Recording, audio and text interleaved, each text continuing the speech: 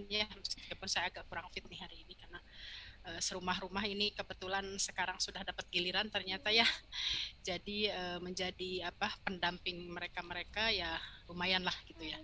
Rada cukup melelahkan dan bikin deg-degan begitu ya. Mudah-mudahan kita semua selalu dalam kondisi yang sehat, teman-teman semuanya. Pada kesempatan ini barangkali karena ini adalah pertemuan kita yang pertama, seperti yang sudah disampaikan di awal oleh Bunda Oci bahwa saya akan hadir di pertemuan-pertemuan awal sampai dengan tengah semester. Nanti selebihnya akan dengan Bunda Oci ya. Saya barangkali minta tolong kepada Teh Aisyah, nanti kita sudah sharekan RPS ya? Belum? Sudah Ibu, sudah di-share di grup.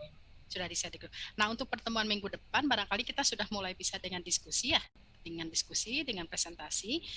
Jadi nanti tinggal dilihat saja topik-topik yang ada, kemudian nanti Teh Aisyah barangkali bisa membantu teman-teman untuk mengatur ya, membentuk kelompok, mengatur sehingga kemudian nanti setiap kelompok akan mendapatkan topik-topik yang akan didiskusikan, dikaji pada setiap pertemuan. Begitu barangkali ya, kenapa kemudian ini juga kita gabungkan kelasnya supaya nanti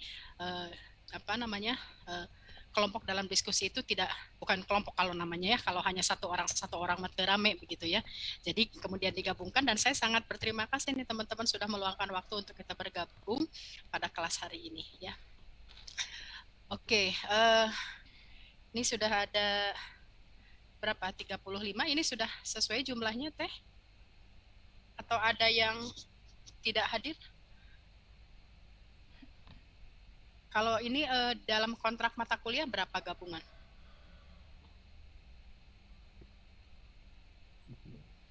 Kenapa Bu? Jumlah semua mahasiswa? Jumlah gabungan? Kalau dilihat dari 40-an ya kalau 37. 21 dengan berapa ya kemarin kalau tidak salah? 17 deh. Kalau sebentar Bu, saya lihat. 17. Nah, ini 30. Kalau kelas A 14 Bu yang mengontrak. Oh, kelas A 14, kelas B? Bentar Bu, dilihat dulu. Ya, ini 35. Mudah-mudahan kalau melihat jumlah sih ini cukup ini ya, cuma saya nggak tahu apakah ini sudah sesuai dengan jumlah yang mengontrak mata kuliah ini atau tidak, begitu ya. Oke, nanti sajalah kabarnya Maya. Teman-teman, saya izin share screen. Ibu, saya izin untuk nge-record ya Bu. Boleh. Ya, terima kasih. Ya.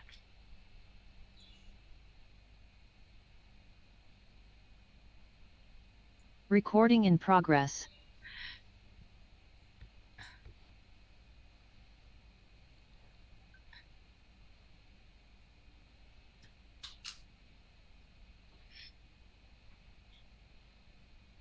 Ya, saya coba share ini, apakah sudah muncul atau belum? Sudah muncul belum? Masih loading sih kalau di loading saya. Ya. Masih loading. Ya, oke.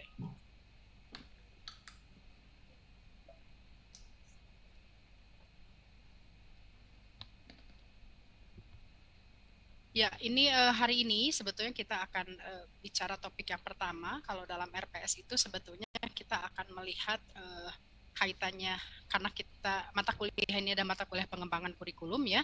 Jadi sebetulnya konsep utamanya adalah pengembangan kurikulum ya. Nah, untuk bisa masuk kepada konsep pengembangan kurikulum, tentu saja basic konsepnya adalah kurikulum ya. Jadi kita mengembangkan sesuatu, dalam hal ini adalah mengembangkan kurikulum, sehingga kemudian ya harus tahu dulu apa yang dimaksud dengan kurikulum begitu ya teman-teman. Ya, saya awali dengan ini saja dulu ya, konsep dasar kurikulum. Kita lihat apa definisi kurikulum. Ini saya ngambil ininya istilahnya mungkin bagian-bagian dari beberapa presentasi yang menurut saya ini menjadi penting ya ketika kita mulai memahami apa itu kurikulum. Barangkali bagi teman-teman yang sudah memiliki backgroundnya memang tentang PG PAUD ya, pasti konsep ini menjadi tidak asing ya. Teh Dina, terus Teh Kurnia Latifah dan teman-teman yang lain yang dari UPI biasanya kan mendapatkan mata kuliah MKDK atau MKDP ya, biasanya ada kurikulum pembelajaran. Jadi kita bicara tentang kurikulum, sebetulnya kita akan melihat di mana sih posisi kurikulumnya, karena nanti kita akan menjadi seorang developer, katakanlah menjadi seorang developer, menjadi seorang pengembang, maka kita harus memahami secara spesifik apa sih yang akan kita kerjakan, apa yang kemudian akan kita kembangkan, begitu ya. Nah, sebelum masuk ke sana, ini kita lihat dulu bahwa dalam konsep pendidikan ya, itu ada area-area ya. Jadi pendidikan itu memiliki area-area yang spesifik. Yang pertama adalah terkait dengan instruction. Ya, kemudian ada kurikulum, ada counseling, kemudian ada administration dan ada evaluation ya. Jadi konsep pendidikan itu sendiri itu ada yang terkait dengan pembelajaran, instruction di sini dipahami sebagai pembelajaran, kemudian kurikulum ya, jelas kurikulum, kemudian counseling ya, counseling atau mungkin Anda mengenal istilahnya BK barangkali ya kalau dalam konteks persekolahan, ada bimbingan dan counseling, kemudian ada juga administration ya, kita punya jurusannya atau prodinya adalah adpen, dan terakhir ada evaluation, evaluasi pendidikan ya. Nah, kita lihat ini kalau bicara instruction di sini ada desain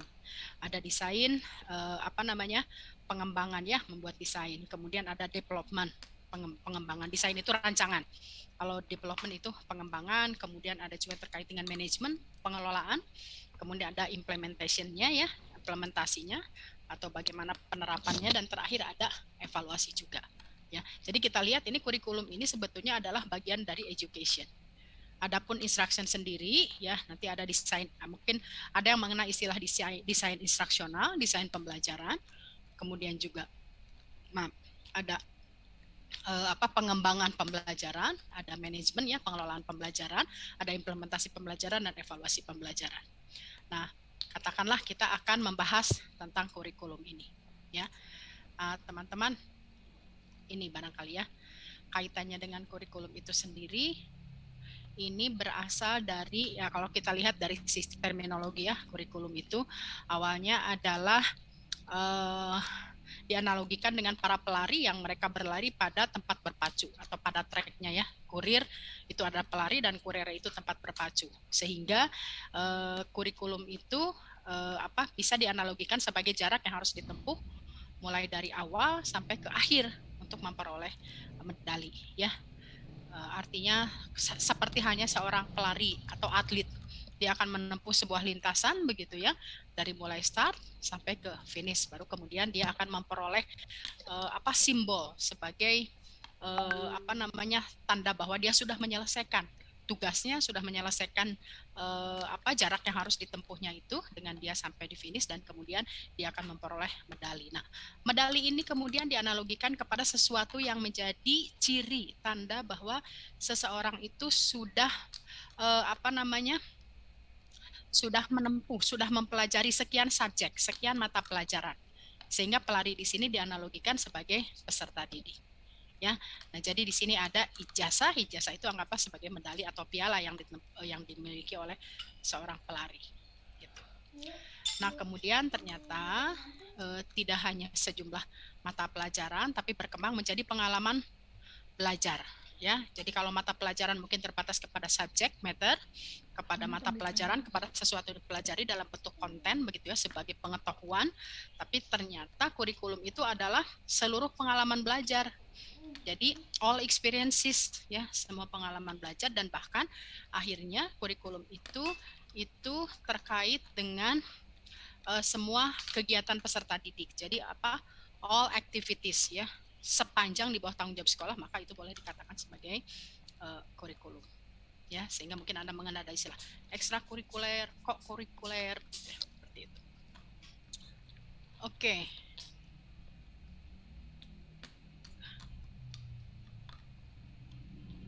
Nah, kita akan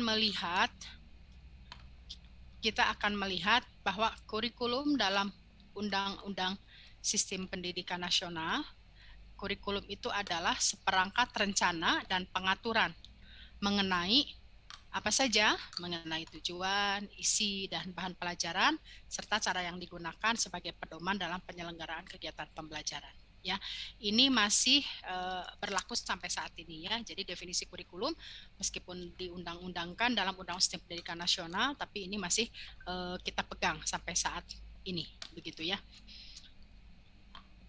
Oke, kemudian, nah kalau dilihat di sini kan berarti ini kita masih berbicara mengenai rencana dan pengaturan ya, tentang apa? Tentang tujuan, tentang isi atau bahan pelajaran ya, dan cara yang digunakannya. Berarti terkait dengan strategi atau delivery sistemnya seperti apa.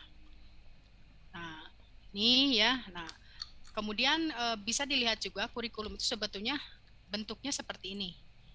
Ya, jadi dimensi konsep kurikulum itu dia bisa apa namanya, dalam bentuk ide ya, dalam bentuk ide atau gagasan, buah pikiran begitu ya, dan kemudian dalam bentuk rencana tertulis. Jadi ketika kurikulum masih dalam bentuk ide, maka kita bisa mengatakan itu sebagai kurikulum ideal ya, atau ideal kurikulum.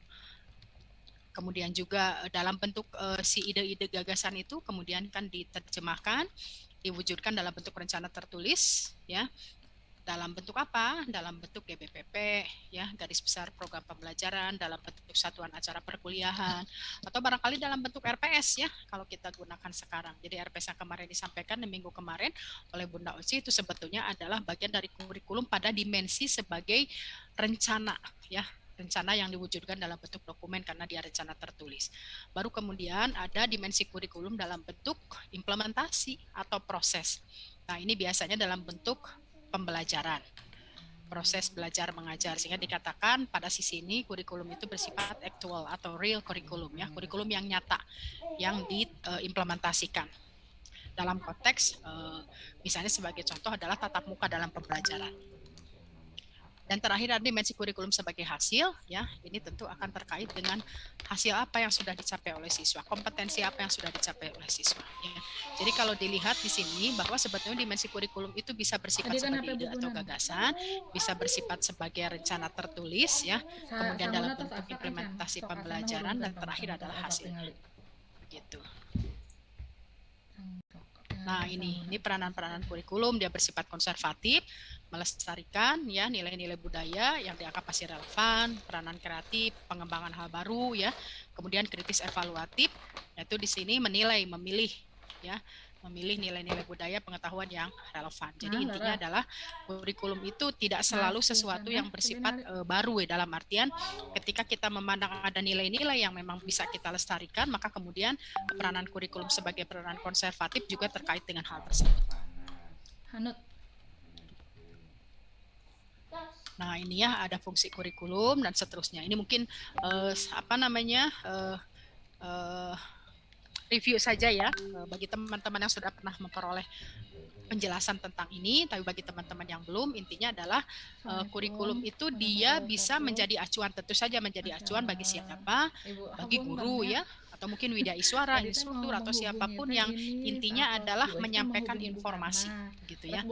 Jadi dalam konteks ini adalah sebagai pedoman atau acuan bagi guru atau penyampai informasi pembelajaran ya.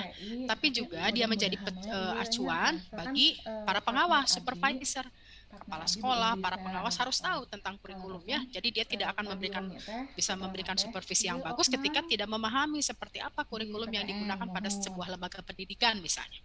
Ya, kemudian juga bagi masyarakat ternyata di sini juga menjadi acuan karena kita mengenal barangkali ada istilah komite sekolah ya. Jadi ketika anggota masyarakat itu menjadi bagian yang turut menentukan bagaimana proses pembelajaran dalam sebuah lembaga, maka kemudian dia juga harus mengetahui apa sih program-program yang dicanangkan di sekolah tersebut, program-program apa yang dilaksanakan begitu ya, sehingga informasi itu juga harusnya juga dapat dimiliki. Kemudian bagi peserta didik tentu menjadi acuan sebagai pedoman ya. Nah, kita lihat ketika berbicara mengenai pengembangan kurikulum ya, jadi pengembangan kurikulum sebagai sebuah seperangkat rencana dan pengaturan yang berisi tujuan dan seterusnya ya, itu menjadi acuan bagi guru, bagi siswa, bagi masyarakat, bagi supervisor, para pengawas dan seterusnya ya. Itu akan ada proses pengembangan dari kurikulum itu ya. Nah, kalau dilihat dari sisi kebijakan, pengembangan kurikulum itu sebetulnya memiliki dua kebijakan. Yang pertama adalah pendekatan yang sifatnya administratif atau administrative approach ya. Di sini adalah sifatnya sentralistik. Jadi si kurikulum ini dikembangkan dengan tipe atau pola from the top down ya. Jadi dari atas ke bawah, seperti hanya kebijakan-kebijakan tentang kurikulum-kurikulum yang berlaku ya saat ini ya, masih ada ciri sentralistiknya. Artinya apa? Pemerintah pusat menentukan kebijakan kurikulum, baru kemudian disampaikan kepada pemerintah daerah dan sampai kepada tataran pelaksana, dalam hal ini adalah sekolah. Nah, kemudian berikutnya adalah ya, berbeda dengan tadi pendekatan administratif atau from the top down, maka kemudian yang kedua adalah desentralistik ya. Kalau tadi sentralistik atau sentralisasi, sekarang desentralisasi. Ini disebut juga sebagai pendekatan akar rumput, grassroots approach. Ini berbeda kalau tadi from the top down, kalau ini from the bottom up.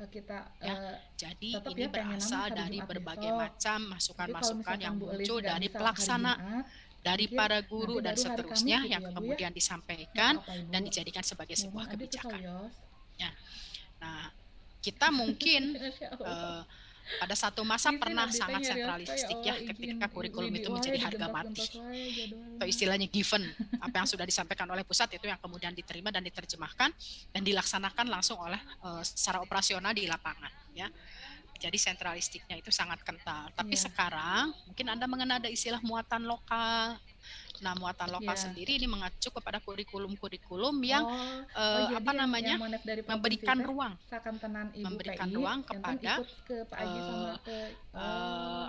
daerah ya, atau kepada wilayah-wilayah yang dirasa bisa mengembangkan local wisdom yang ada di sana untuk dijadikan sebagai bagian dari program yang akan disampaikan dalam pembelajaran. Ada muatan lokal yang kemudian juga akan diadopsi oleh sekolah tergantung kepada karakteristik budaya di mana sekolah itu berada. Ya, sebagai contoh kalau di Sunda Memerenan Rebo Nyunda ya. Jadi ada bahasa Sunda yang dijadikan sebagai kurikulum muatan lokal. Jadi kalau kurikulum muatan lokal kemudian sekolah memilih bahasa Inggris nggak tepat ya. Karena sebetulnya mungkin lebih tepat memilih bahasa Sunda ketika kurikulum itu diterapkan di wilayah Jawa Barat. Iya Ibu, hapunten pisan abdi. Nah, ini kita lihat ya, ada tingkat pengembangan kurikulum. Mohon Ibu hatur nuhun pisan ya. Tingkat pengembangan kurikulum itu yang A, lingkaran terluar itu bersifat nasional, kemudian yang B bersifat regional atau lokal, ya. Kemudian yang C itu institusional dan ini sekolah, ya. Kemudian nanti baru ada MAPEL, mata pelajaran, yang D, dan ada program pembelajaran. Ya, jadi program pembelajaran. Nah, disinilah sebetulnya dalam konteks pengembangan kurikulum yang paling kecil ininya skupnya ya, program pembelajaran. Artinya kurikulum dalam konteks pembelajaran yang dilakukan setiap hari dalam bentuk tatap muka oleh guru dan siswa. Nah, ini ya untuk pengembangan kurikulum. Nah, untuk pengembangan kurikulum itu pada tingkat nasional biasanya fokusnya kepada kebijakan pokok ya, SKL, standar isi, standar kompetensi dan kompetensi dasar ya, kemudian struktur kurikulum dan pedoman pelaksanaan itu ada pada tataran atau tingkatan institusional. Sementara bidang kajian, nah ini biasanya ke MAPEL ya, atau dikatakan juga mungkin ini pada level kurikuler. Ya, baru operasional adalah program pembelajaran dalam unit kajian yang lebih kecil. Misalnya tema, topik, bahasan, subpokok bahasan, begitu ya. Itu yang merupakan bagian-bagian dari sebuah kurikulum, dari sebuah mata pelajaran tertentu. Nah, ini ya. Nah, tadi ini juga ini mengacu kepada pola pengembangan kurikulum yang tadi kebijakannya ya, sentralistik, desentralistik, atau dekonsentrasi. Jadi kalau sentralistik itu full semuanya dikembangkan oleh pusat, tadi saya katakan given gitu ya, from the top down. Jadi dari atas ke bawah pokoknya begitu aja lah, itu diterapkan aja. Tapi kalau desentralistik berarti diserahkan ke masing-masing daerah. Jadi ada kebijakan-kebijakan, kurikulum-kurikulum yang bersifat muatan lokal tadi saya sampaikan, atau dekonsentrasi ya. Jadi di sini penggabungan. Kadang-kadangnya oleh pusat, baru penjabarannya oleh daerah. Nah, itu ya. Kemudian nah ini. Kalau dilihat dari sisi tahapan pengembangan kurikulum ini, dia bisa meliputi 3 tahap ya. Pertama ada perencanaan, ada implementasi gitu ya, ada evaluasi. Jadi analisis kebutuhannya bagaimana, termasuk penyiapan dokumen, ya. Baru kemudian ada rintisan dalam skala kecil sampai dengan penyebarluasan dalam skala besar, dan evaluasi penilaian bagi keperluan perbaikan. Ya, jadi kalau lihat dari tahapnya berarti ada planning, ada implementing, dan ada evaluating. Pada saat implementasi dalam konteks kurikulum itu sendiri sebetulnya tidak serta-merta itu penerapannya sekaligus begitu ya. Jadi kalau dilihat dari prosesnya, makanya di sini ada rintisan dalam skala kecil. Biasanya ada semacam piloting ya, ada semacam piloting untuk bisa melihat apa ya kelayakannya ya. Jadi semacam uji coba lah mungkin, uji coba dalam skala kecil, skala besar, baru kemudian nanti akan bisa diadopsi sebagai sebuah kurikulum yang layak untuk diterapkan secara nasional. Ya, nah ini.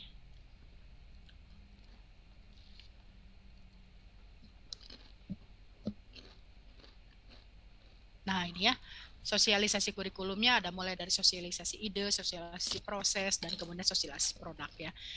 Nah ini adalah konsep-konsep yang terkait dengan proses pengembangan kurikulum ya. Oke, sampai di sini dulu teman-teman. Barangkali saya membuka kesempatan. Barangkali ada yang ingin menanggapi dulu. Ini nanti saya share itunya ya melalui grup ya. Jadi sebetulnya ini adalah topik yang sifatnya barangkali pengantar sebetulnya ya ketika kita bicara mengenai pengembangan kurikulum PAUD, karena sebetulnya fokus kita nanti kepada pengembangan kurikulum khusus untuk anak usia dini ya, berarti nanti fokusnya mungkin kepada level usia berapa, program seperti apa yang seharusnya ada ya, bagaimana cara kita mengembangkannya. Jadi intinya adalah kita akan membahas dulu seperti apa itu proses pengembangan kurikulum dari sisi teori, kemudian nanti kita akan melihat, meninjau lebih cermat terkait dengan karakteristik anak yang menjadi sasaran dengan level-level usia yang sudah ditentukan, baru kemudian nanti kesempatan terakhir Anda akan mencoba mengembangkan. Anda akan mencoba membuat rancangan untuk anak 0 sampai 2 tahun itu seperti apa untuk pengembangan bahasa. Ya, berarti di situ harus ada semacam rujukan, harus ada pengetahuan kita tentang karakteristik kemampuan berbahasa anak usia 0 sampai dengan 2 tahun. Kenapa? Karena program yang kita buat itu kan harus sesuai dengan karakteristik anak. Artinya, pemahaman guru mengenai kurikulum itu menjadi pemahaman yang sangat penting.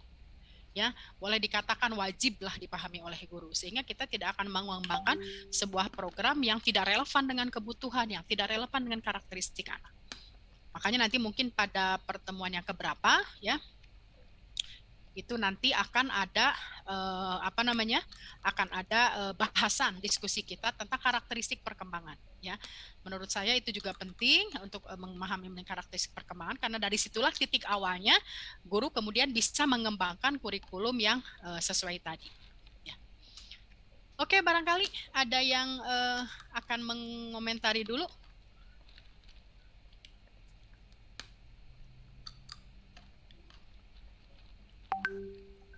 Ibu, saya mau tanya. Mangga, silakan Aisyah. Iya, terima kasih Ibu. Sebelumnya mungkin ini pertanyaannya yang harus ditanyakan pada saat S1, tapi saya bukan S1 dari pendidikan gitu. Dalam pembuatan silabus, LPPH, LPPM, dan sejenisnya itu, apakah semua itu guru yang buat atau pihak guru hanya membuat LPPH dan LPPM? Dan satu lagi, apakah pembuatan LPPH dan LPPM itu boleh mengikuti dari sekolah lain atau bagaimana, Bu? Oke. Ya, terima kasih. Teh Aisyah background-nya apa? Saya dari manajemen ekonomi, Bu. Manajemen ekonomi. Ya, tapi Anda mengenal planning? Kenapa? Mengenal planning kan, perencanaan? Iya. Nah, biasanya ada dokumen tidak? Untuk planning, misalnya perencanaan program, perencanaan apa begitu kan, untuk membuat itu kan? Iya, ada. Ada. Nah, jadi RPPH, RPPM ya, yang barangkali yang sekarang kita gunakan pada lembaga-lembaga apa namanya satuan PAUD itu sebetulnya apa namanya sebuah rancangan ya. Jadi barangkali kalau kita kaitkan dengan yang tadi developer, kalau kita kaitkan dengan fungsi pengembangan, maka sebetulnya guru akan mengembangkan kalau tadi lingkaran-lingkaran ini teh. Nah, lingkaran-lingkaran ini, maka lingkaran yang bertanda E, nah yang bertanda E itu adalah lingkaran di mana guru memiliki peranan di sini. Jadi RPPH, RPPM itu dikembangkan oleh guru. Kenapa guru yang mengembangkan? Karena guru yang tahu persis.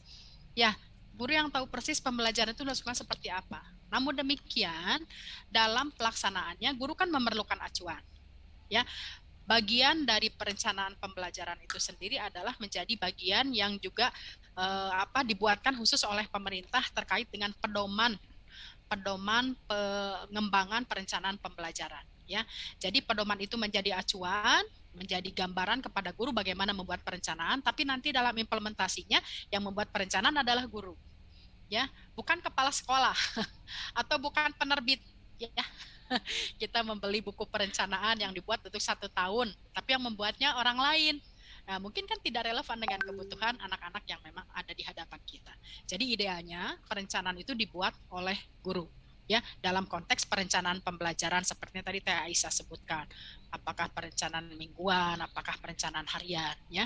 Tapi tentu saja dalam mengembangkan perencanaan itu juga tidak berdiri sendiri, dalam artian kita perlu diskusi dengan kepala sekolah, kita perlu diskusi juga dengan para pengawas, malah sesungguhnya seharusnya pengawaslah yang memberikan pendampingan terhadap aktivitas-aktivitas yang dilakukan oleh guru termasuk dalam penyusunan perencanaan. Sehingga dia mengetahui betul, oh ini harusnya diarahkan kemana dan seterusnya. Makanya penting pengawas itu harus memiliki background yang sama. Ya, background yang sama. Jadi jangan sampai misalnya pengawas untuk anak usia dini tapi dia berasal dari background yang berbeda gitu. Biasanya juga keluhan-keluhan guru di lapangan itu muncul ketika para pengawas itu tidak relevan Bu gitu, karena kadang-kadang juga tidak memahami apa yang menjadi tugas dan tanggung jawab guru termasuk prosedur pengembangan perencanaan pembelajaran misalnya. Ya. Itu bisa menjawab pertanyaan Teh Aisyah? Ya, jadi guru di sini tekanannya atau fokusnya adalah guru.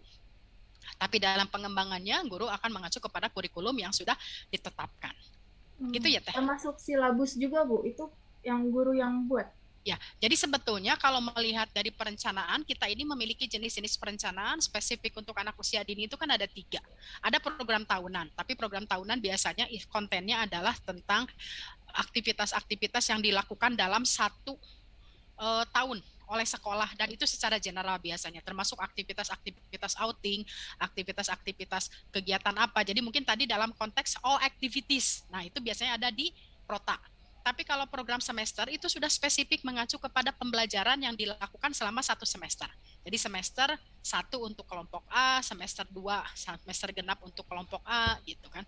Itu biasanya sudah mulai mengacu kepada aktivitas pembelajaran. Jadi biasanya untuk pengembangan perencanaan itu guru mulai dari program semester dengan pemetaan tema. Nanti baru masuk ke program mingguan, nanti baru masuk ke program harian. Begitu. Ya, jadi bentuknya jenis-jenis perencanaannya kita tidak mengenal istilah silabus ya, meskipun sebetulnya juga gitu barangkali silabus juga ketika kita melihat bentuknya ya, karena di sana kan ada komponen-komponen yang harus ada dalam sebuah silabus pembelajaran ya. Tapi kita mengenal istilah untuk jenis perencanaan itu dokumennya adalah program semester, program mingguan, dan program harian. Jadi program yang dibuat untuk semester 1 dan semester 2, program mingguan ya, program mingguan akan mengacu kepada program semester, dan terakhir adalah program harian.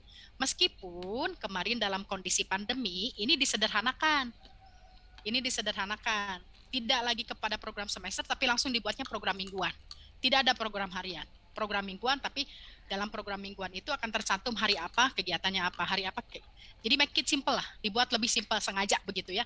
Mungkin karena tantangannya juga banyak ketika masa pandemi. Jadi dibuat pembelajaran yang lebih simpel sehingga anak tidak capek, tidak bosan, yang penting mereka tetap dapat melakukan aktivitas dengan senang begitu, sehingga mungkin tidak terlalu banyak muatannya. Kita lihat juga dari sisi jam ya, dari sisi durasi pembelajarannya kan sebentar saja gitu. Aktivitas banyak dilakukan di rumah dan seterusnya. Itu juga merupakan sebuah, kalau menurut saya sebuah inovasi ya dari sisi perencanaan begitu, karena dibuat lebih simpel karena tuntutan situasi yang terjadi. Ya, jadi jawabannya adalah guru yang akan membuat perencanaan ya, mengacu kepada kurikulum yang berlaku. Begitu ya, iya. Teh? Iya, terima kasih Bu Heni. Sama-sama. Ya, masih ada. Dikit Bu. Yuk. Ya. Mangga Teh Ida.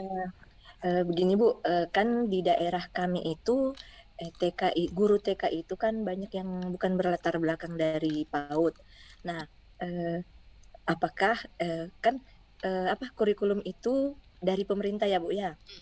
Jadi yang mengembangkan itu guru. Nah, ada beberapa TK Bu kan katanya Kalistung itu tidak difokuskan untuk anak TK karena tidak untuk memaksakan mereka untuk bisa membaca. Nah, tapi ketika anak saya masuk SD, dia malah dites membaca. Nah, di TK-nya itu tidak diajar membaca, tapi di TK yang lain itu diajar membaca. Apakah itu hasil dari pengembangan gurunya atau di sekolah lain itu dia tidak memasukkan materi untuk Calistung itu, Bu? Ya. Oh ya, terima kasih Teh Ida. Kita bicara fenomena ya, kita bicara mengenai fenomena real yang memang kita lihat di lapangan. Bahwa sebetulnya ada gap, ada perbedaan antara katakanlah mungkin kompetensi. Jadi sebetulnya untuk pendidikan anak usia dini kan itu diarahkan kepada stimulasi berbagai macam aspek perkembangan.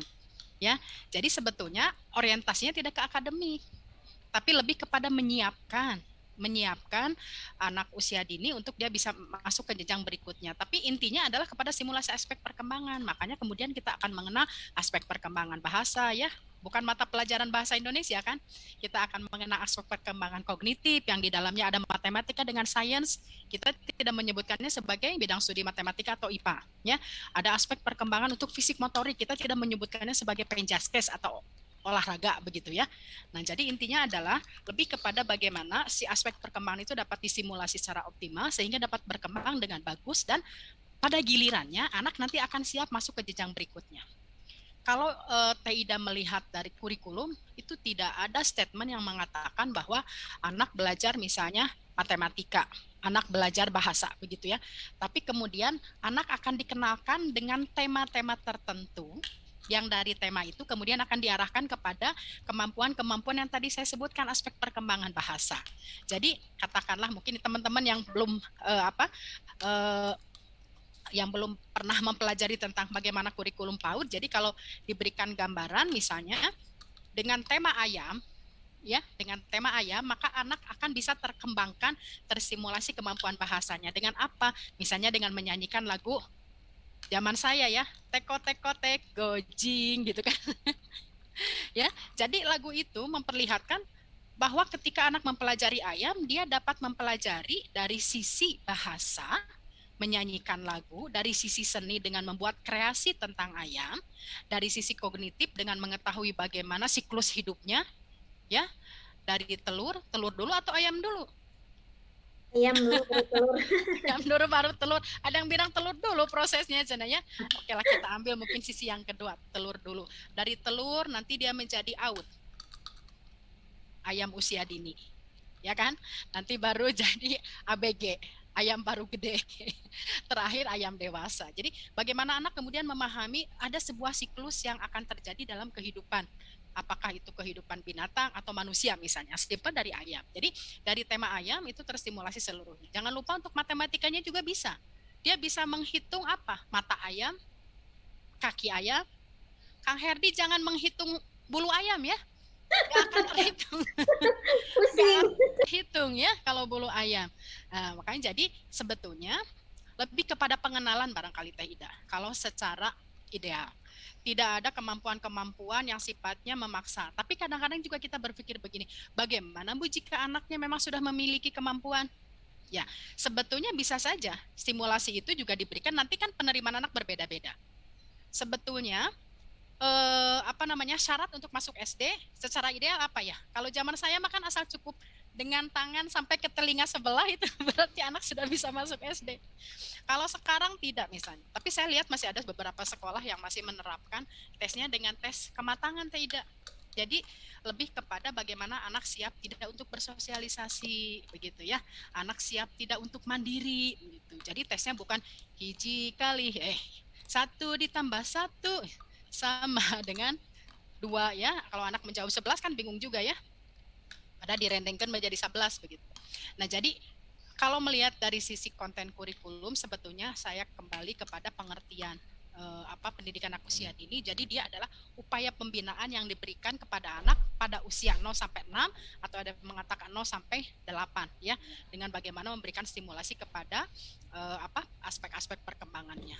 Jadi praktek-praktek yang kemudian tidak relevan yang kita temukan di lapangan, anak misalnya sudah diberikan PR begitu ya, PR kemudian, karena kan sebetulnya gini, prinsip dari pembelajaran itu adalah dia mulai dari yang sederhana, yang berangsur-angsur akan masuk ke hal yang lebih kompleks. Bayangkan anak usia dini dia sudah diajarkan dengan simbol huruf. Anak-anak, angka 1 itu seperti tongkat kakek, angka 2 itu seperti bebek berenang, angka 3 itu seperti telinga monyet. Jadi yang disampaikannya seperti itu. Anak tidak pernah tahu siga kumaha bentuk hiji teh, seperti apa bentuk 1. Ini 1, begitu ya, kelihatan ini 1. Kalau ditambah 1 lagi jadi 2. Kok bisa 2 Bu? Ya tinggal dihitung saja, 1, 2 begitu. Jadi anak tahu realnya. Makanya Anda mungkin mengenal ada istilah, teman-teman yang dari PG PAUD mengenal istilah matematika realistik ya.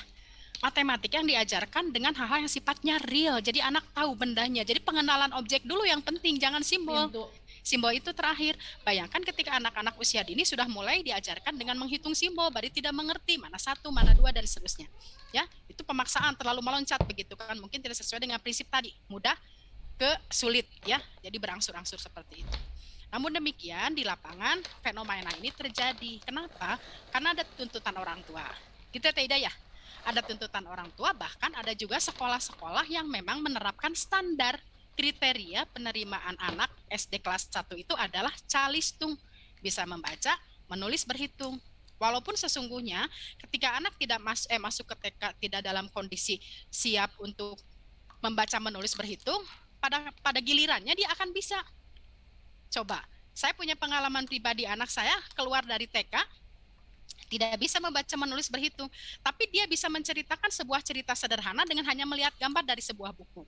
Lama-lama dia juga memahami simbol, lama-lama ternyata dia juga bisa membaca. Jadi artinya memang ada proses kematangan-kematangan yang memang sesuai pada usianya, ya. Nah, kondisi yang tadi Teh Ida sampaikan, fenomena seperti itu juga kadang-kadang yang menjadi dilema bagi guru ya. Ingin supaya dapat mengajarkan sesuatu sesuai dengan hak anak begitu ya, belajar melalui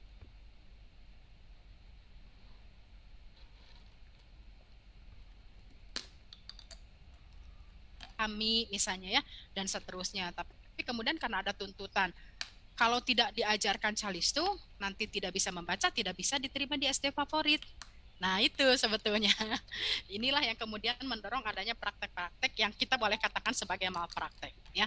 Jadi pada sesi ini barangkali sebetulnya sudah lama sekali Teh Ida disebutkan bahwa di TK itu tidak diajarkan 3M, menulis, membaca, dan menghitung begitu ya. Diajarkan sih diajarkan, tapi barangkali lebih kepada bagaimana pendekatan yang tepat. Jadi kalau anak mempelajari menulis, bisa-bisa, tapi awali dulu dengan bagaimana anak dapat memiliki kelenturan motorik halusnya, jari-jarinya. Apa yang bisa dilakukan ya? Lakukan dulu dengan kegiatan apa? Meronce, ya. Kemudian menghitung biji-bijian, bermain dengan plastisin. Jadi anak merasa siap secara fisik, tangannya juga udah siap, maka kemudian pada saat dia memegang pensil, dia akan memegang pensil dengan benar, ya. Kemudian tadi seperti konsep-konsep bilangan. Jadi tidak mungkin penjumlahannya dibuat dengan bagaimana menyajikan sesuatu yang sifatnya real kepada anak. Ini ada 1 kue, kalau temannya ada 2, atau kalau kamu punya teman 1, maka kue ini harus bagaimana supaya masing-masing kebagian. Kan anak akan melihat bagaimana kue itu dipotong menjadi 2 dan setiap orang mendapatkan bagian yang sama. Kan itu lebih simpel dibandingkan dengan misalnya 1 dibagi 2, 1/2 ada mungkin ya. 1 mungkin sampai ke sana ya. Tapi saya melihat ada juga teman-teman yang kemudian di lapangan terpaksa Bu kami harus memberikan les tambahan gitu karena memang tuntutan itu. Jadi sebetulnya kalau kita lihat dari sisi kurikulum, tidak ada yang salah dengan kurikulumnya, ya. Hanya pada pengembangannya, pada implementasinya itulah yang kemudian muncul berbagai macam hal yang barangkali menjadi tidak relevan karena ada hal-hal lain yang menjadi tuntutan. Itu barangkali Taida ya. Ya, oke. Ya, teman-teman masih ada? Kalau tidak, saya lanjut ke bahasan berikutnya. Ya, jadi kalau dilihat di sini, guru ada pada posisi yang ya, dia menjadi pengembang program pembelajaran. Ya. Kita akan lihat, saya stop share dulu ini. Ya, kemudian saya buka. Teman-teman kalau misalnya terlalu cepat atau terlalu lambat, ya boleh disampaikan ya, boleh diinterupsi. Saya termasuk slow hari ini mengajar, biasanya bicaranya cukup cepat ya. Oke, kita akan lihat ini. Peranan guru.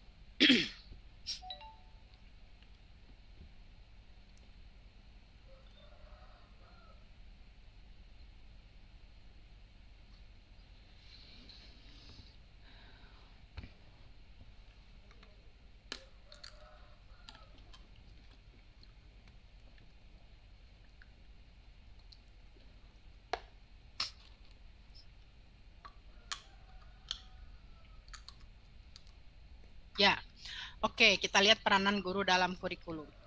Ya, nah ini tadi pengertian kurikulum sudah disampaikan ya.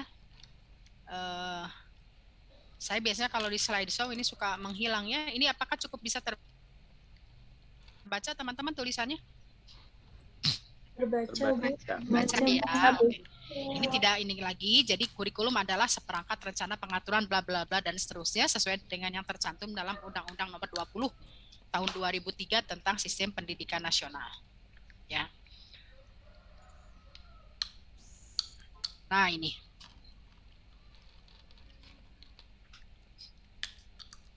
Ya. Kalau melihat dari bagan yang tadi, posisi guru ia ada pada level yang paling mikro, ya kan? Level yang paling kecil karena dikatakan di sana itulah posisi guru atau pengembangan dalam konteks pembelajaran. Maka kemudian guru sebagai seorang developer posisinya adalah dalam konteks pembelajaran, ya, dalam unit terkecil konteks pembelajaran. Tapi kalau melihat dari pendapat Dole, ya, di sini bahwa katanya nih, planning and implementing the curriculum in the classroom, school and district level, berarti kan classroom itu adalah kelas, school itu sekolah, dan district level teh semacam gugus lah mungkin ya, atau seperti halnya wilayah-wilayah begitu. Jadi misalnya di dinas kabupaten, dinas kota gitu ya. Jadi perencanaan juga mengimplementasikan kurikulum baik dalam konteks kelas, sekolah maupun konteks wilayah. Nah, sebetulnya guru ini juga harus bisa dilibatkan dalam setiap fase. Ya, jadi di sini ada including the planning of specific goals, ya, materials, content, and methods. Jadi kalau mau dilihat di sini sampai saat ini barangkali ya yang terlihat teman-teman yang sudah mengajar itu pasti akan merasa bahwa keterlibatan guru dalam mengembangkan kurikulum itu adalah pada konteks kelas. Dalam konteks kelas ketika ibu-ibu ya yang mengajar ini mengembangkan program-program semester, program mingguan, program harian ya. Atau naik sedikit kita ada pada level sekolah ketika ibu-ibu guru ini dengan kepala sekolah merancang yang disebut dengan KTSP, kurikulum tingkat satuan pendidikan ya. Nah, sekarang saya mau tanya untuk distrik level. Ada teman yang sudah mengajar? Oh, ini ada yang keluar dari Zoom. Gak apa-apa ya. Silakan nanti coba digabung lagi. Nah, teman-teman yang sudah mengajar coba. Ada siapa saja yang sudah mengajar? Iya, Bu. Iya. Silakan. Mangga, silakan. Teh Yobela. Mengajar? Iya, Bu. Betul Ya. mengajar. Di Di Sekolah Mutiara Nusantara di Sersan Bajuri, Bu. Oke. Nah, kalau melihat dari pendapat Dol ini, kira-kira Teh Yobela ini, Bu Yobela ini, karena Ibu Guru ya, setuju tidak atau mengalami tidak apa yang disebutkan oleh Dol bahwa keterlibatan guru itu in every step ya, berarti dalam konteks kelas, dalam konteks sekolah, tapi juga pada konteks distrik dalam artian mungkin wilayah ya. Iya. Jadi mulai dari merencanakan apa tadi? Ini saya harus geserkan. Ya, mulai dari merencanakan goals ya. Goals itu adalah tujuan ya yang ingin dicapai. Kemudian kontennya apa sampai kepada metode. Nah, bagaimana kalau menurut Teh Yobela? Kalau memang menurut kata perkataan Dol ini memang terjadi, Bu, kalau dilihat dari sekolah saya. Begitu. Coba kalau pada konteks list distrik level, kalau betul untuk konteks sekolah itu ada pengembangan kurikulum tingkat satuan pendidikan? Nah, kebetulan Bu, sekolah saya memang menggunakan kurikulum yang berbeda. Karena sekolah saya kan sekolah internasional. Ya. Gitu. Cuman untuk kayak paduannya sih memang itu dari yang kurikulum pemerintah berikan dengan yang kurikulum di sekolah tuh memang ini satuan itu juga, Bu. Maksudnya selaras begitu. Kalau kurikulum internasional berarti Anda menggunakan kurikulum dari luar? Iya, benar, Ibu. Tapi ada proses penyesuaian tidak dengan kurikulum nasional kita? Misalnya apakah itu betul-betul asli gitu, pure semuanya mutlak itu kurikulum internasional, atau ada semacam ada bagian-bagian tertentu yang kemudian disisipkan begitu menjadi bagian dari kurikulum sekolah, penggabungan lah katakanlah, mungkin semacam itu ya, penyesuaian gitu. Kalau penyesuaian memang, Bu, kalau di sekolah saya itu seluruhnya tuh memakai kurikulum dari luar begitu. Tapi yang saya lihat pun ya walaupun menggunakan kurikulum seluruhnya dari luar itu dengan yang kurikulum yang kita punya yang di Indonesia ini itu memang selaras sih, Bu, begitu, Bu. Oke, berarti diambil begitu ya kurikulum internasional itu, tapi kemudian setelah diamati itu tidak ada mungkin perbedaan yang terlalu signifikan ya dengan kurikulum yang kita miliki begitu ya. Ya, berarti keterlibatan Anda sebagai guru di sini pada pengembangan untuk level kelas saja ya.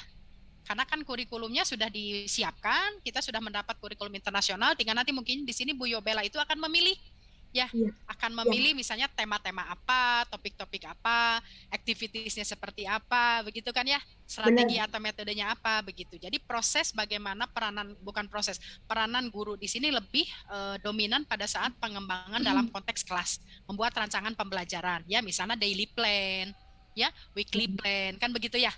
Tapi semuanya sudah given kan dari sana ya. Berarti pengembangannya lebih kepada kelas. Oke, terima kasih. Ya, ada lagi yang mau berkomentar? Mangga, Teh Risa. Iya, Bu. Hatur nuhun Ibu waktosna. Bismillahirrahmanirrahim. Assalamualaikum warahmatullahi wabarakatuh. Mungkin sedikit sharing karena saya memang sudah menjadi pengajar di PAUD gitu ya, Bu ya. Terkait dengan definisi kurikulum yang dikemukakan oleh Dol ini memang pada kenyataannya di lapangan yang saya rasakan memang mencakup ketiganya gitu ya. Pertama dari yang pengembangan di kelas itu ya otomatis gitu ya, itu memang istilahnya semacam hak prerogatif guru gitu, ketika guru itu mau digimanakan kelasnya ya terserah guru tersebut gitu kan. Artinya guru memang diberi kebebasan, diberi lahan untuk berkreasi gitu, bagaimana memadukan antara perencanaan dengan strategi yang dibuat nanti. Terkait dengan sekolah, kebetulan di tempat kami di TK Negeri Pembina Subang itu memang guru itu dilibatkan dalam penyusunan kurikulum per tahun itu ya, Bu ya. Jadi penyusunan KTSP itu guru dilibatkan, termasuk di dalamnya bagaimana kita itu berembuk memutuskan program-program apa yang tahun kemarin itu goalsnya itu bagus misalkan, yang tahun sekarang jadi semacam ada evaluasi juga gitu. Dan memang ujung-ujungnya itu ya pembuatan planning ke depannya itu kan semuanya ada di program-program yang memang dicantumkan dalam kurikulum sekolah gitu, KTSP mungkin. Dan terkait dengan distrik level, saya pribadi memang tidak merasakan langsung, hanya saja kebetulan beberapa kali sempat berkesempatan memfasilitasi teman-teman dari gugus kecamatan lain gitu ya Bu ya.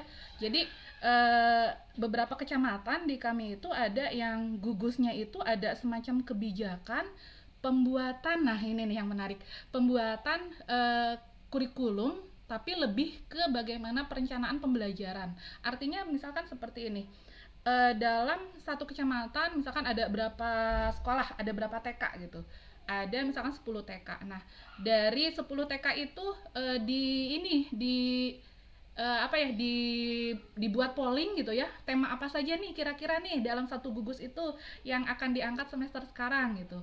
Lalu guru-guru di kecamatan tersebut ya memberikan suaranya tema yang akan diangkat, dan itu setelah itu diberi kebebasan untuk penyusunan nih. Kalau misalkan tema ini diambil oleh TK ini, silahkan dibuat perencanaannya mulai dari semester misalkan ya, terus RPPM dan sampai ke RPPH-nya. Akhirnya ketika misalkan dalam pertemuan gugus yang kesekian itu digabungkan dan menjadi utuhlah satu gugus itu mempunyai satu yang sudah lengkap gitu.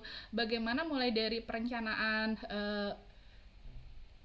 semester, RPPM, RPPH yang sama, dan tentu saja kalau misalkan dalam satu gugus itu kan keberagaman budayanya kan tidak terlalu mencolok gitu kan, berbeda kalau misalkan berbeda-beda wilayah, berbeda-beda kecamatan. Jadi ada beberapa sebenarnya yang memang terlibat di sana yang atas inisiasi dari ketua gugusnya agar memberdayakan. Jadi mereka itu berprinsip semakin banyak ide semakin bagus gitu. Berbeda ketika misalkan hanya kita mengobrol dengan guru-guru yang satu sekolah, idenya hanya paling yang ada di istilahnya di ide-ide guru-guru tersebut gitu. Jadi mereka prinsipnya seperti itu. Saya sendiri belum pernah memang terjun secara langsung terlibat, tapi beberapa memang ada yang seperti itu. Ya, mungkin demikian, Bu.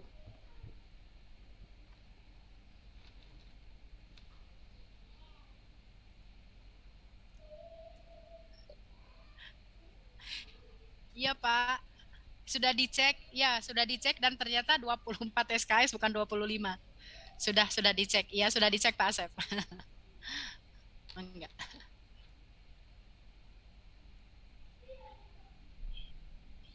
Iya ini punten, punten karena harus ke sana kemari. Jadi betul ya Teh Risa bahwa sebetulnya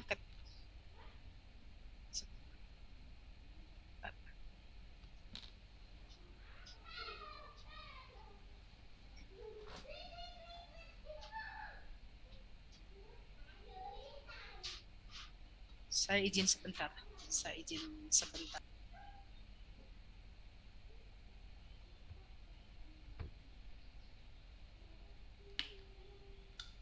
Recording stopped.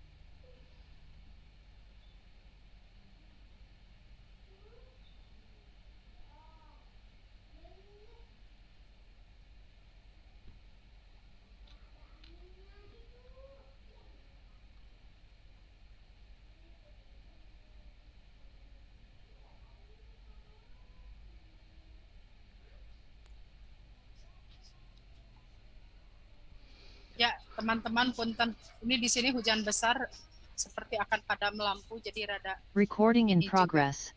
Oke, saya mengomentari yang tadi Teh Risa ya. Terdengar nggak ini hujannya besar sekali? Suara saya harus besar ini. Terdengar suara Ibu? Terdengar, Jelas, Bu. Bu. Terdengar ya? Ya. Oke, Terdengar.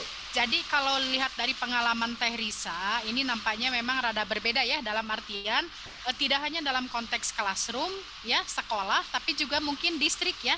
Karena sebetulnya apa yang dilakukan oleh Teh Risa dan teman-teman ketika bicara dalam gugus kan gitu ya. Ada semacam forum diskusi atau forum komunikasi, biasanya itu digagas oleh organisasi mitra ya, ormit misalnya, apakah Himpaudi, apakah IGTKI, biasanya mereka juga punya. Kalau dalam mata pelajaran pada kelas-kelas yang lebih tinggi atau pada level yang lebih tinggi ada yang namanya MGMP, Bu. Iya. Musyawarah guru mata pelajaran. Nah, biasanya mereka itu nanti akan berembuk, berdiskusi untuk bisa menyepakati ini bagian mana yang kemudian bisa dikembangkan oleh masing-masing dan kemudian diselaraskan sehingga nanti akan menjadi sebuah kurikulum mungkin yang tadi kalau Bu Risa katakan lengkap begitu. Bagian ini oleh siapa, bagian oleh siapa, kemudian digabungkan. Nah, itu sebetulnya sudah naik lagi Bu ya. Kita tidak hanya bicara dalam konteks sekolah melalui penyusunan KTSP, tapi sudah mulai masuk kepada level yang lebih tinggi di mana kita ada proses juga ikut menentukan kurikulum ini akan digunakan juga oleh beberapa TK. Yang saya ketahui misalnya untuk TK-TK pembina, biasanya mereka menggunakan kurikulum yang sama, hasil kesepakatan Bu ya. Seperti yang Ibu lakukan itu begitu. Jadi itu juga kalau menurut saya sudah naik lagi levelnya, tidak hanya dalam konteks sekolah, tapi bagaimana juga pada satu wilayah itu dapat mengembangkan kurikulum yang hampir memiliki kesamaan. Ya, oke, terima kasih. Saya lanjut lagi ke ini ya. Nanti kalau tidak sempat semuanya saya jelaskan, nanti di ini saja akan saya sharekan saja ya. Nah, ini kita lihat lagi. Ya, kita lihat lagi di sini apa yang disampaikan oleh Oliva ya. Oliva ini termasuk kepada salah satu ahli kurikulum ya. Peter F. Oliva itu juga mengembangkan model. Nanti pada saat kita bicara tentang berbagai macam model, sebetulnya ada juga ini konsep mengenai model pengembangan kurikulum dari Peter F. Oliva. Nah, ternyata Oliva juga memiliki pendapat bahwa sebetulnya guru adalah kelompok-kelompok yang utama ya dalam sebuah proses pengembangan kurikulum. Mereka memiliki peranan untuk mengembangkan, mengimplementasikan dan mengevaluasi kurikulum. Ya. Jadi di sini guru diharapkan dapat bekerja dalam komite dan kemudian dapat menginisiasi serta mengulas ya, memberikan masukan pada proposal ya, maksudnya menginisiasi itu menyusun atau membuat proposal, menginisiasi, mereka bisa menyusun sebuah proposal, mereviewnya, kemudian mengumpulkan data, ya, melakukan riset dan seterusnya. Di sini ada juga melakukan kontak dengan orang tua dan orang-orang lain, ya. Jadi di sini ada write and create curriculum materials dan seterusnya. Jadi guru itu ternyata tidak hanya sekedar pelaksana. Dalam konteks ini ada proses di mana dia menjadi bagian dari komite. Di komite itu dia bisa berkomunikasi dengan orang tua, karena orang tua yang menjadi yang menjadi pihak yang juga turut berperan ya untuk menentukan seperti apa program-program yang dirancang oleh sekolah. Ya, bahkan di sini bisa dengan orang lain, dengan masyarakat, mungkin dengan pihak-pihak lainnya. Jadi Oliva mengatakan guru itu memiliki peranan utama dalam proses pengembangan kurikulum. Jadi tidak hanya sebagai pelaksana saja, tapi dia juga dapat ikut menentukan seperti apa sih kurikulum itu. Dilihat dari sisi tujuannya, apa yang mau dicanangkan, apa yang mau akan dicapai, kontennya, materialnya seperti apa ya, melakukan riset dan seterusnya. Jadi kalau dilihat ini sih posisi guru sudah lebih ini lagi ya, peranan gurunya ternyata sudah lebih kompleks gitu, tidak hanya sekedar implementing, tapi di sini ada proses juga untuk planning ya. Jadi mulai dari merencanakan, mengimplementasikan dan mengevaluasi. Nah, Taba sendiri di sini mengatakan bahwa sebetulnya guru itu dapat menjadi bagian dari proses pengembangan kurikulum.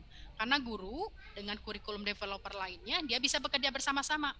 Taba ini punya model pengembangan kurikulum yang namanya Tabas inverted model ya, atau model inverted dari Taba.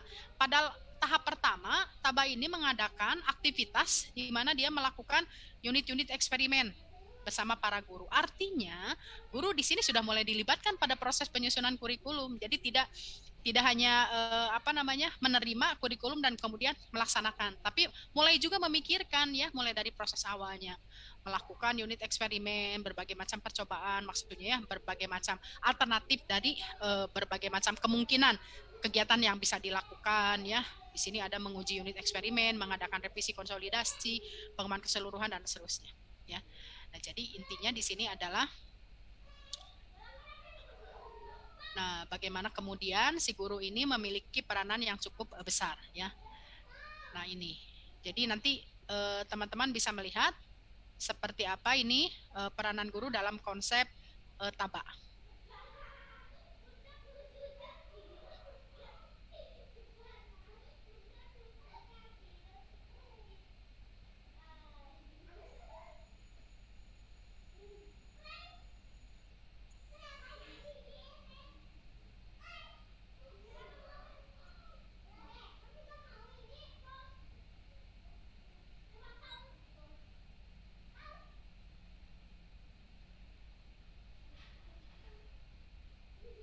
Nah, ini ada pendapat lainnya tentang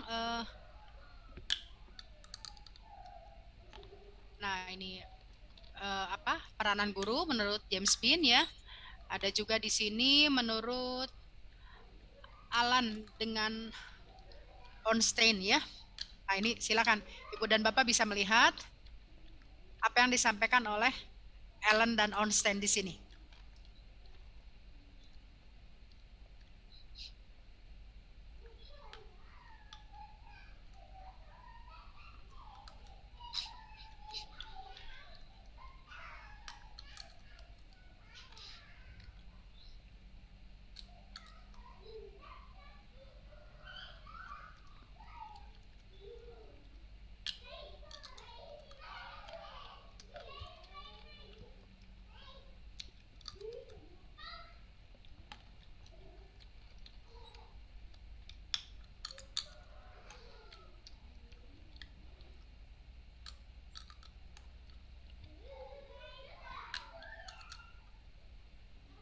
Oke, coba ada yang mau memberikan komentar terhadap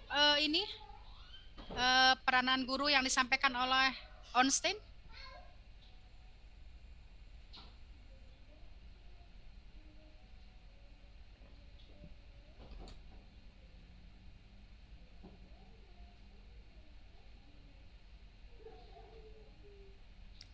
Ada, silakan.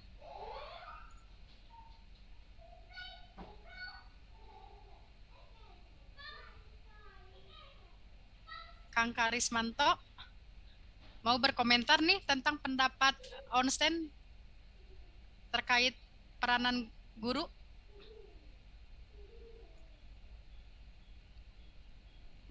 Belum kebayang? Belum. Ya oke ya, karena ini masih mungkin masih awal ya, sesuatu yang berbeda ya. Oke, jadi kita di sini bicara terkait dengan bagaimana peranan kurikulum itu tadi ya. Jadi seperti barangkali kalau kita masih memandang bahwa guru memiliki peran yang sangat kecil dalam pengembangan kurikulum, ternyata tidak menurut pendapat para ahli. Seperti yang disampaikan oleh Onsen di sini ya, bahwa sebetulnya guru itu menjadi sentral ya. Dia memiliki posisi sentral pada pembuatan atau proses penyusunan kurikulum. Dia merupakan bagian dari tim profesional begitu ya. Jadi di sini guru bisa bekerja dengan para pengawas, para administrator ya, atau kolega-kolega yang lain. Jadi bukan tidak mungkin sebetulnya guru itu bersama-sama dengan kepala sekolah, bersama-sama dengan pengawas ya, atau mungkin administrator di sini mungkin bisa kita kategorikan sebagai mereka yang penentu kebijakan misalnya dari dinas, untuk duduk bersama dan merumuskan gitu. Kalau selama ini misalnya guru dianggap sudah, nanti mereka terima apa saja yang sudah jadi kemudian laksanakan gitu. Jadi seperti tidak punya suara. Ya, tapi dalam kegiatan ini barangkali sebetulnya guru memiliki peluang untuk ikut dilibatkan dalam sebuah komite, dalam sebuah tim profesional ya, di mana guru punya suara begitu ya. Kemudian ya inilah ya, play major role in planning, implementing and evaluating-nya sama ya.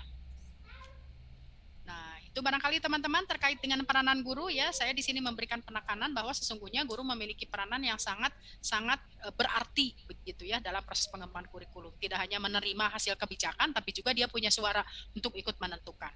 Barangkali semangat ini sama dengan tadi terkait dengan kebijakan pengembangan kurikulum yang bersifat grassroots approach, ya, yang bersifat akar rumput, di mana suara-suara guru itu atau apa yang menjadi kajian guru yang kemudian bisa memberikan usulan terhadap perubahan kurikulum itu juga bisa diterima.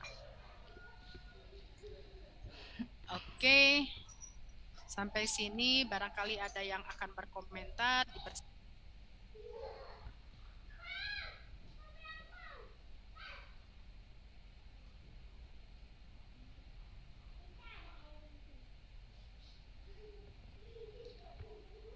Ya Ibu, mohon izin. Yuk, mangga silakan Teresa. Iya, hanya sedikit sharing mengenai bagaimana berartinya guru gitu ya dalam kurikulum ini. Sebenarnya skupnya itu sistem di kita itu sebenarnya tidak hanya guru itu tidak hanya sebatas bagaimana dia di kelas, bagaimana dia di sekolah gitu ya. Bahkan untuk tingkat kementerian pun gitu, peranan guru ini memang dalam penyusunan kurikulum ini memang sangat-sangat diperhatikan gitu. Pernah sekitar tahun 2020 kemarin gitu ya, ada keterlibatan ketika misalkan pemerintah, waktu itu saya terlibat di salah satu program di Direktorat P3GTK, Dirjen GTK Kemdikbud gitu, di mana yang pada saat hadir itu adalah guru gitu, dan memang harus guru yang hadir gitu. Dan dalam hal ini saya perwakilan dari jenjang PAUD, waktu itu 4 orang guru yang tersebar di beberapa provinsi untuk duduk bersama-sama dengan jenjang lain, berbagi buah pikiran, berbagi ide ketika harus menyampaikan seperti apa nih program-program pemerintah ditinjau langsung oleh guru gitu. Jadi mulai dari uji keterbacaan modulnya seperti apa gitu, bahkan dari kita itu semacam adanya pendapat-pendapat kita ketika ini pemerintah nih punya konsep, waktu itu konsep PBA, pembelajaran berbasis aktivitas. Nah, kita punya pemerintah nih punya konsep PBA gitu. Terus tujuannya seperti ini karena pemegang kebijakan itu taunya itu konsepnya gitu. Akhirnya guru-guru yang diundang pada saat itu diberi keluasan untuk bagaimana nih konsep ini di versi yang ada di setiap guru masing-masing jenjang tersebut. Dan memang ketika sudah dibedah itu luar biasa sekali. Pemikiran-pemikiran dari guru ini memang diapresiasi oleh kementerian langsung gitu ya, ketika dari pengembangan yang kita buat dan kita rancang tersebut memang dibuat semacam proyek gitu, walaupun memang goalsnya itu sampai sekarang memang proyeknya itu tidak sampai masif ke tingkat daerah untuk sosialisasi karena memang terkait dengan ada beberapa program yang memang mungkin urgensinya lebih penting gitu. Jadi dengan keadaan seperti ini, dari pernyataan-pernyataan yang tadi dari para ahli itu membuktikan gitu bahwa guru itu memang tidak melulu di kelas, tidak melulu di lingkupnya itu di sekolah atau di gugus gitu. Tapi ketika ada event-event pemerintah daerah ataupun pemerintah pusat membutuhkan sumbangsih ide gitu untuk suatu kebijakan, itu luar biasa sekali menurut saya keterlibatannya itu. Seperti itu, Bu. Terima kasih.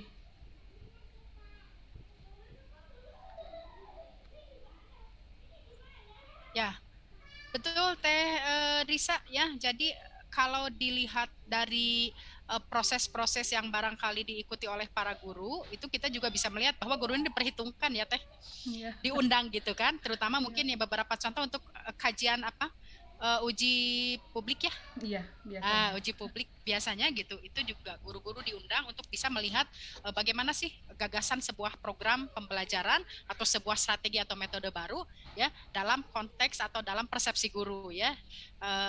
mudah-mudahan kalau selama ini barangkali kita berharap sih dari uji publik itu juga akan memberikan masukan. Jadi apa yang kemudian menjadi masukan guru itu juga bisa diakomodasi ya, karena kan sudah ada proses bagaimana semua dapat mereview, melihat, mengamati, mencermati secara lebih spesifik meskipun belum melihat implementasinya kan, baru melihat dari sisi program. Itu menurut saya sudah sangat hal yang bagus ya. Jadi artinya guru memang memiliki suara, guru memiliki peranan juga dalam ikut menentukan akan seperti apa sebuah program itu sebelum nanti dia dijadikan sebagai sebuah kebijakan dari pusat. Ya, saya setuju ada kegiatan-kegiatan yang memang ini. Jadi nampaknya harusnya semakin lebih sering lagi gitu ya, semakin lebih banyak lagi program yang dimana kemudian suara-suara dari lapangan itu juga didengarkan. Nuhun Teh Risa. Ya. Enggak. Barangkali ada lagi, silakan.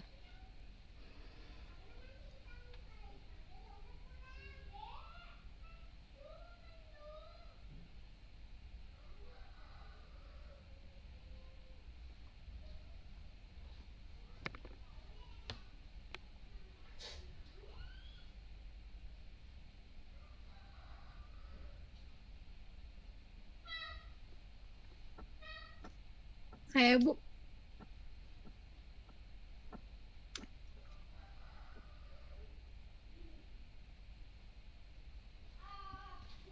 Saya bicara dari tadi tapi ini nggak nggak diambil.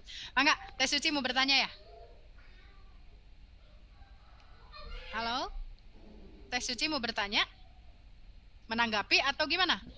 Ya, yang seperti tadi Ibu katakan tidak ada yang salah dari kurikulum gitu. Walaupun misalkan seperti ada loncatan antara kurikulum pendidikan anak usia dini dengan kurikulum di SD gitu. Sehingga kurikulum di anak usia dini itu sepertinya orang tua itu melihat fokusnya tuh ke SD gitu, karena di tingkat dasar sudah diajarkan calistung, sehingga di pendidikan anak usia dini pun orang tua itu menuntut untuk mengajarkan calistung, sehingga sekolah itu membuat menjadi tidak berdaya gitu, sehingga seolah-olah kurikulum itu adalah kurikulum tuntutan orang tua gitu, dan sekolah khususnya pendidikan anak usia dini takut untuk kehilangan peserta didik di mana SD menuntut untuk bisa calistung, kemudian orang tua juga memiliki kekhawatiran ketika anaknya tidak bisa masuk SD dan berprestasi dengan baik di SD gitu, karena di TK-nya tidak ada calistung. Nah, fenomena ini atau masalah ini ketika kurikulum antara SD dan PAUD dan juga SD itu sudah selaras gitu, artinya tidak ada loncatan gitu. Nah, apakah ini permasalahannya mungkin dari sosialisasi, Bu? Apakah diperlukan sosialisasi terhadap orang tua pendidikan anak usia dini melalui kurikulum kurikulum PAUD dan juga kurikulum SD gitu? Ataukah mungkin dari pihak SD memahami kurikulum PAUD dan dari PAUD juga memahami kurikulum SD, sehingga ada kesinambungan antara jenjang pendidikan prasekolah PAUD dengan jenjang selanjutnya? Seperti itu, Bu. Bagaimana? Hatur nuhun. Ya, nuhun Teh Suci. Gini, kalau saya melakukan semacam komparasi barangkali ya, kurikulum anak usia dini yang dulu mengacu kepada Permen ya Bu ya, Permen 58 ya, teman-teman yang mengajar atau teman-teman yang dari PG PAUD pasti tahu. Kita ada Permen Peraturan Menteri Nomor 58 tentang standar standar pendidikan anak usia dini ya. Nah, kalau di zaman itu, di masa itu, saya lihat memang ada semacam ketidaksinkronan antara apa yang ada dalam kurikulum PAUD dengan apa yang ada dalam kurikulum SD. Saya mencoba melihat, jadi misalnya begini, kita memahami kan yang dikatakan bahwa PAUD itu tidak mengajarkan 3M itu kan sudah lama. Sejak kurikulum yang sebelum tahun 2013 sekarang. Tapi praktek-praktek di TK ternyata ada guru-guru yang mengambil jalan pintas untuk bisa memberikan les misalnya ya, sebagai contoh ilustrasinya begitu, itu terkait dengan kemampuan anak untuk bisa calistung. Kenapa? Karena tuntutan di SD-nya calistung. Tapi kalau Teh Suci atau teman-teman melakukan lagi kajian terhadap kurikulum 2013 sekarang, itu sudah mulai relevan antara apa yang ada dalam kurikulum PAUD ya dengan apa yang ada dalam kurikulum SD. Contoh kecilnya begini. Dalam kurikulum sebelum tahun 2013 itu ada disebutkan di situ anak dapat menuliskan 3 contoh makhluk hidup Itu untuk anak SD kelas 1. Artinya sudah dianggap anak SD kelas 1 sudah bisa menulis begitu. Ya, anak bisa menceritakan cerita sederhana yang misalnya ada pada halaman berapa. Berarti kan asumsinya sudah anak bisa membaca. Begitu ya. Nah, di kurikulum 2013 ternyata kemudian saya melihat itu tidak ada lagi istilah begitu. Anak tidak menuliskan ya, tapi anak menyebutkan contoh-contoh dari binatang atau makhluk hidup yang ada di sekitarnya. Kan kalau menyebutkan tidak perlu menulis ya. Kemudian membaca tidak mengulang. Jadi anak mendengarkan cerita yang dibacakan oleh guru. Nah, gitu. Jadi kalau saya lihat sebetulnya pada kurikulum 2013 gap itu sudah tereliminasi lah. Dalam artian juga pendekatannya sudah tematik anak kelas 1 tuh ya. Anak kelas 1 belajarnya tidak matematika, IPA dan seterusnya sebagai subjek matter yang terpisah-pisah. Tapi mereka mempelajari temanya diri sendiri, sekolahku, tanaman. Jadi kalau kita lihat proses transisi antara PAUD ke TK-nya itu sudah lebih simpel, lebih mudah, lebih smooth lah gitu dibandingkan dengan dulu.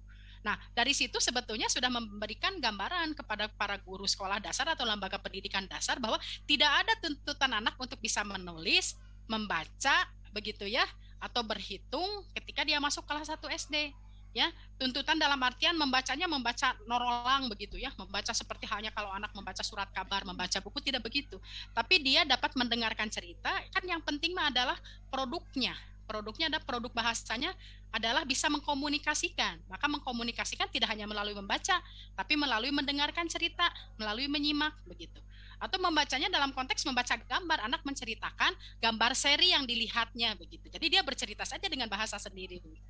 Ya, sebetulnya kalau dari sisi itu saya melihat sudah lebih relevan sekarang Teh Suci. Hanya mungkin banyak juga yang saya menduga barangkali ada juga unsur-unsur pragmatis. Artinya kan akan lebih simpel bagi guru-guru SD ketika anak-anak TK itu datang dengan sudah bisa membaca. Tidak lagi prosesnya harus lama mengajarkan membaca dan seterusnya. BABA, BIB, Bagong. Nah kan dulu kita begitu caranya ya. BABA, BIB, Babi, BUBU, KUKU, buku gitu kan.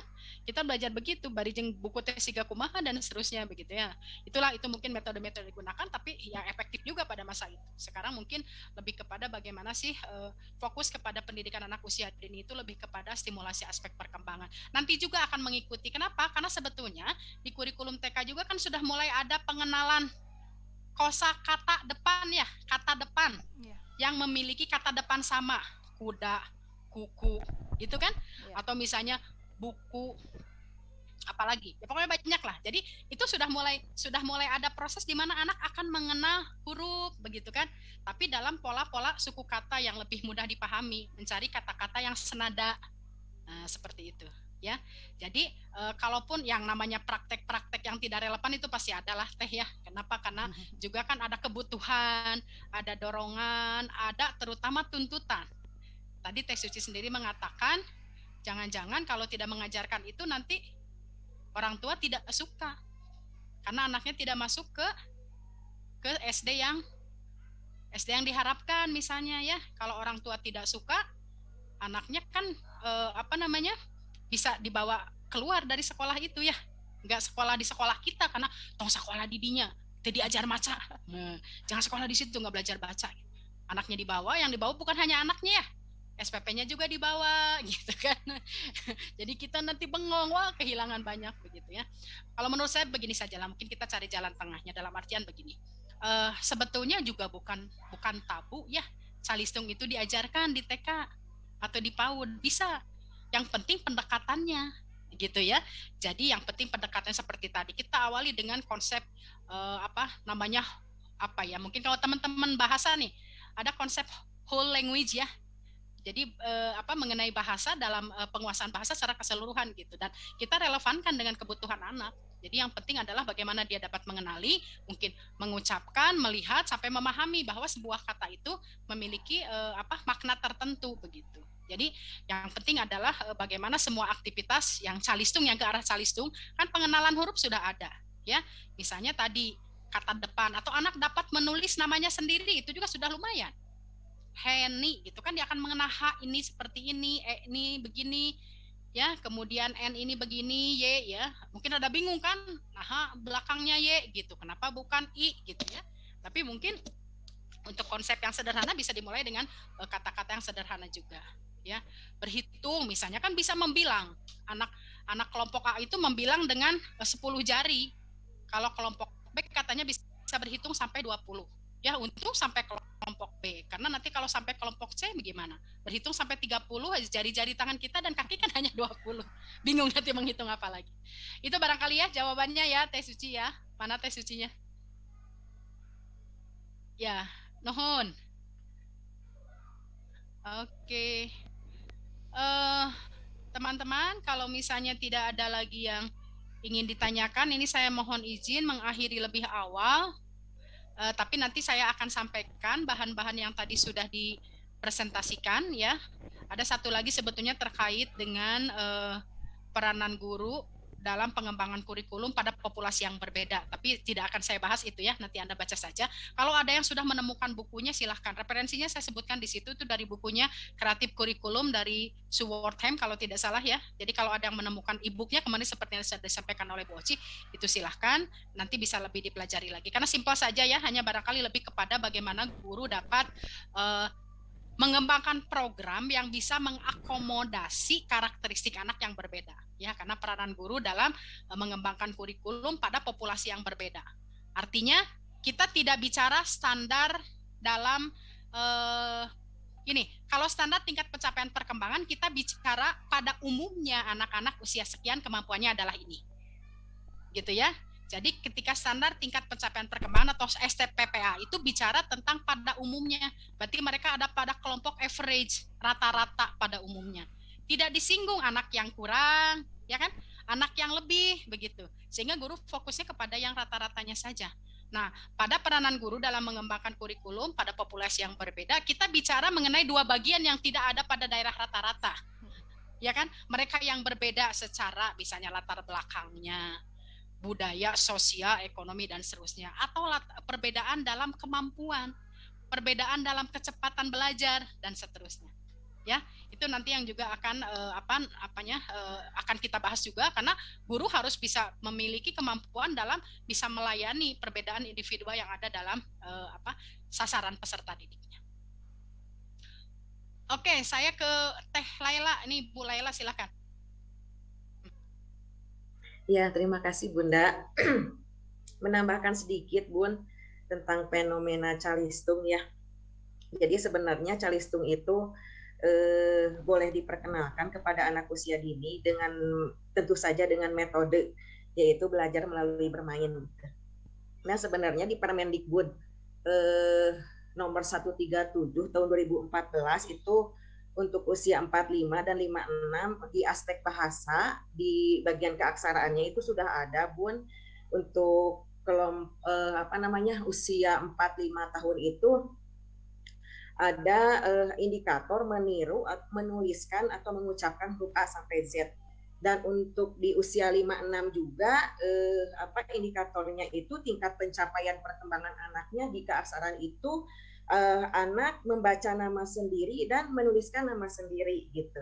Dan tentu saja untuk mengenalkan keaksaraan tersebut atau di kognitifnya, di membilangnya juga 1 sampai 20 itu melalui bermain. Jadi tidak langsung guru menuliskan tersendiri itu langsung menuliskan huruf, tetapi harus ada gambar-gambar atau objek-objek itu. Misalkan ketika kita mau mengenalkan huruf A kepada anak, tentu saja harus ada gambar dari A itu apa dulu gitu, ada gambar ayam, oh ternyata dari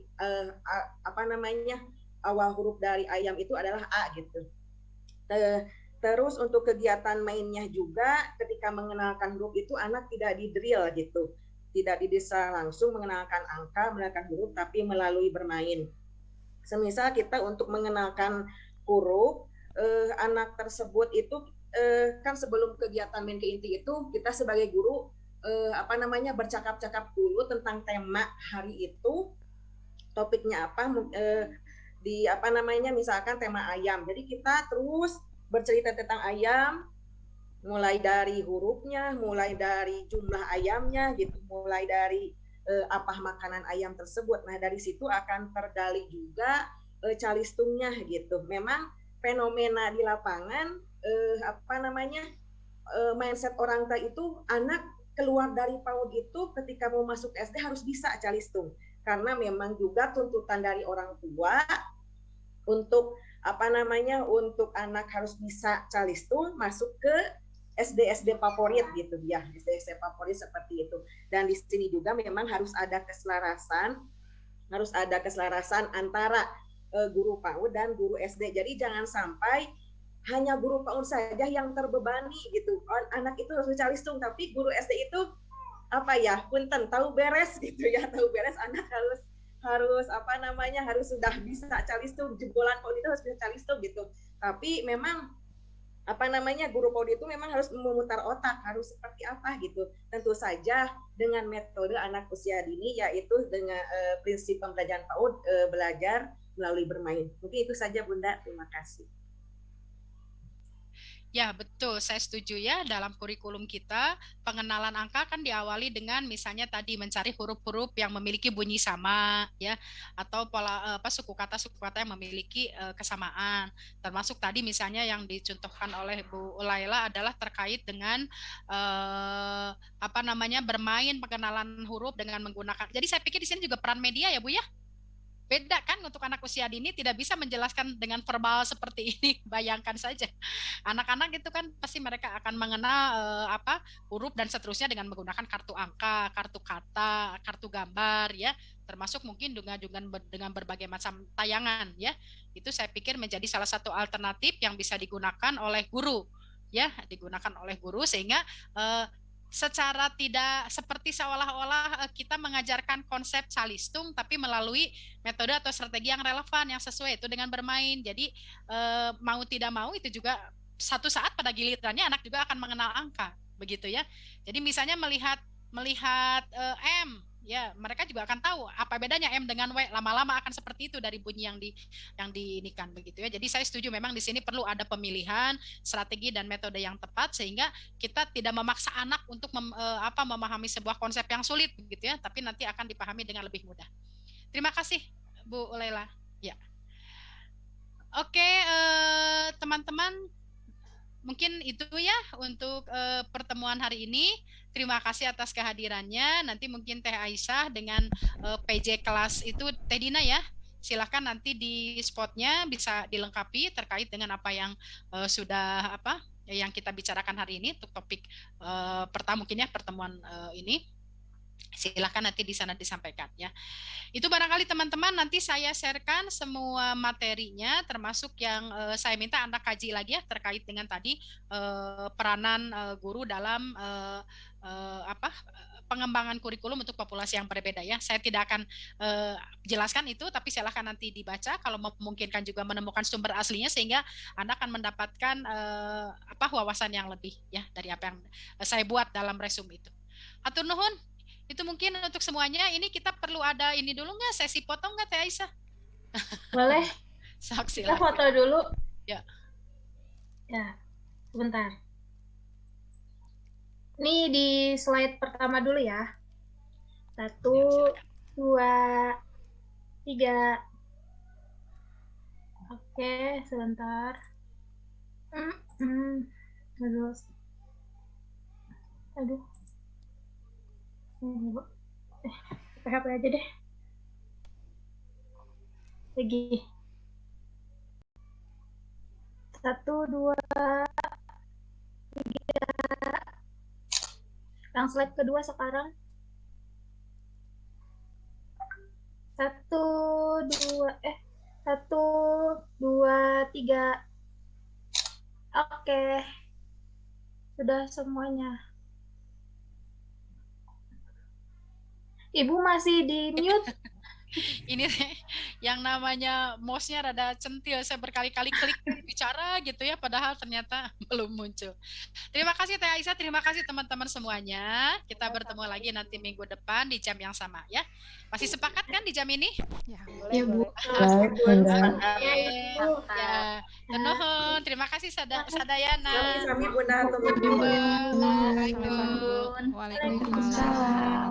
Pamit ya. Iya. Teteh, Akang, silakan Teh Dina. Ya, kita sepakati dulu teman-teman untuk pembagian kelompoknya mau seperti apa. Kalau di RPS itu ada 12 topik ya Teh? Terus ayat apa saja yang harus tetap menghidupkan semangat sebagai kepala sekolah? Iya, gimana? Siapa yang berbicara?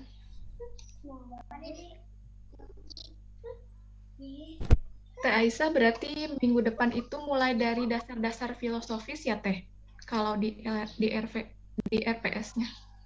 Berarti ini kita mulai dari minggu ketiga ya Teh? Iya, minggu ketiga. Iya, Tapi berarti kalau kita- untuk materinya, kan minggu sekarang ini tadi membahas peranan guru dalam mengembangkan kurikulum ya Teh. Nah, Iya, minggu depan mulai dari dasar-dasar filosofis ya. iya. Landasan filosofis history.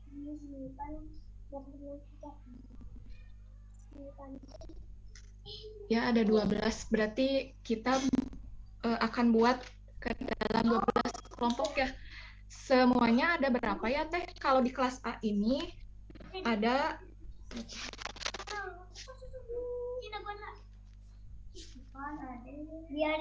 ada 15 orang Teh yang mengontrak mata kuliah.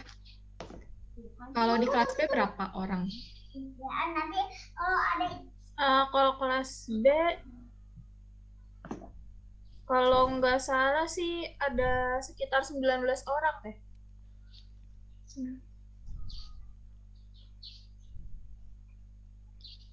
Aduh, sinyalnya. Berarti ada 34 orang lah ya Teh. Iya. Dibagi berapa 12 ya? Berarti ada yang 2 sampai 3 orang ya. Nah, untuk sistemnya mau kayak gimana Teh? Biasanya kayak gimana? Kalau biasanya sih di kelas A dikocok gitu. Tapi bebas kalau sekarang mau kayak gimana? Boleh? Boleh dikocok biar lebih adil aja. Boleh.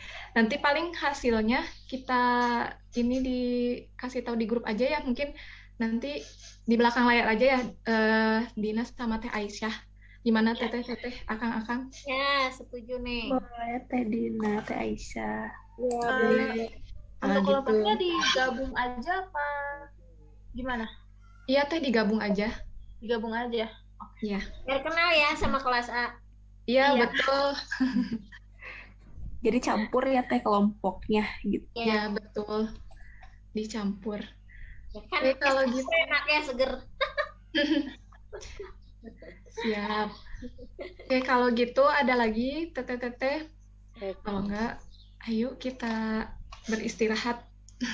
Oke. Ayo. Ya, mungkin itu aja kali ya. Ya, Waalaikumsalam. Hatur nuhun teman-teman. Dina pun Teh. Recording stopped. Masih Teh. Enggak, udah selesai. Yang mau live boleh. Ini aku end semua ya. Ya, makasih Teh. Kasih.